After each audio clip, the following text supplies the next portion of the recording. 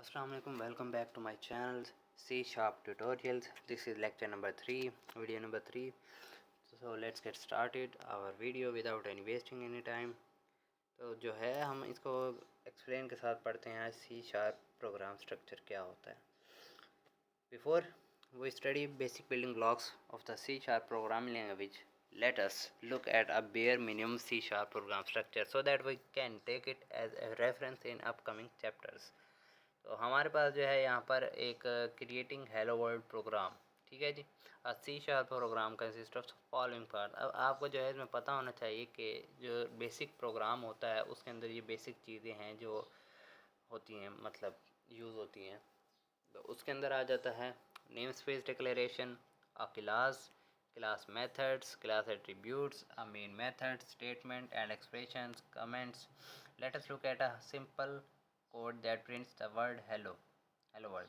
यानी कि एक सिंपल प्रोग्राम है जो कि हेलो वर्ल्ड आपको शो करवाएगा. तो चलिए हम यहाँ पर कोडिंग देखते हैं. तो सबसे पहले जो है, जो सबसे पहली लाइन है यूजिंग सिस्टम, ठीक है जी. उसके बाद name space hello world application. Name space के आगे हमने हेलो वर्ल्ड एप्लीकेशन यानी कि एप्लीकेशन का नाम लिखा, ठीक है. क्लास हेलो वर्ल्ड, इसके जो क्लास है वो है हेलो वर्ल्ड, ठीक है जी. उसके बाद स्टैटिक वॉइड मेन स्ट्रिंग, इसके बाद जो स्टैटिक वॉइड मेन स्ट्रिंग है, ठीक है. उसके बाद console write line, console read की. When the code is compiled and executed it produces the following result.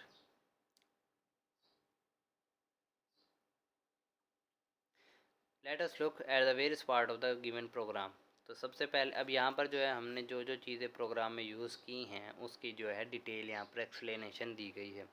The first line of the program using system. इसमें यूजिंग कीवर्ड जो है वो is to use to include the system namespace in the program, ठीक है जी. जो name space है उसको programme में इंक्लूड करवाने के लिए यूजिंग का कीवर्ड यूज़ होता है, ठीक है. यूजिंग सिस्टम यानी सिस्टम में. उसके बाद a program generally has multiple using statement. एक प्रोग्राम में जो है वो मल्टीपल यूजिंग स्टेटमेंट्स हो सकती है. उसके बाद the next line has a name space declaration. अब जो नेक्स्ट लाइन है उसमें हमें नेम स्पेस डिक्लेरेशन दी गई है. Name space is a collection of classes. जो नेम स्पेस है वो क्लासेस की कलेक्शन होती है, ठीक है जी, यानी मल्टीपल क्लासेस को वो कवर करता है. उसके बाद the hello world application name space contains the class hello world. अब जो हेलो वर्ल्ड एप्लीकेशन है इसमें हेलो वर्ल्ड जो है वो नेम स्पेस कंटेन करती है क्लास की, ठीक है. उसके बाद the next line has a class declaration the class hello world. Contains the data and method defines that your program uses class generally contains multiple methods. Methods define the behavior of the class. However, the hello world class has only one method main. जबकि hello world class के अंदर सिर्फ एक ही method है जो कि है main. The next line defines the main method which is the entry point. अब जो main point है, जो main method है वहाँ पर entry point होता है, ठीक है. यानी कि जो मेन वर्ड यूज़ किया गया वहाँ से एंट्री पॉइंट हो रहा है. For all C sharp program the main method states when the class does an executed, ठीक है जी. यानी कि मेन जो है वो बताता है कि यहाँ से प्रोग्राम स्टार्ट हो रहा है, एग्जीक्यूट हो रहा है. The next line is ignored by the compiler and is put to add comments in the program. तो ये slash star dot dot dot star slash है, ये एक कमेंट्स ऐड करने की सिंटैक्स कह सकते हैं. The main method specifies its behavior with the statement console dot write line hello world, ठीक है जी. इसमें console dot write line के अंदर यहाँ पर डबल कोटेशन लगा के hello world लिखा गया है जिसका मतलब है शो करवाना, आउटपुट देना यानी प्रिंट आउट करवाना. Write line is the method of the console class define the system namespace. This statement causes a message, जो कि मैसेज डिस्प्ले हो रहा है स्क्रीन पर, ये वो चीज़ होती है. The last line console dot read की इसके अंदर इज़ फॉर द VS.NET यानी कि विजुअल स्टूडियो .NET यूज़र्स के लिए है. This makes the program wait for a key press and it prevents the screen from running and closing quickly when the program is launched from Visual Studio .NET. अब इसके अंदर जो है console dot read की, इसका मतलब ये है कि यूज़र जो है कोई इनपुट करता है, ठीक है, कोई भी बटन दबाता है कीबोर्ड से तो फिर जाके जो है आपका प्रोग्राम एंड होगा. अगर आप ये नहीं करेंगे तो आपका प्रोग्राम जो है क्विकली ओपन होके एंड हो जाएगा, यानी कि वो ठहरेगा नहीं स्क्रीन पर. It is worth to note the following point. C sharp is a case sensitive language.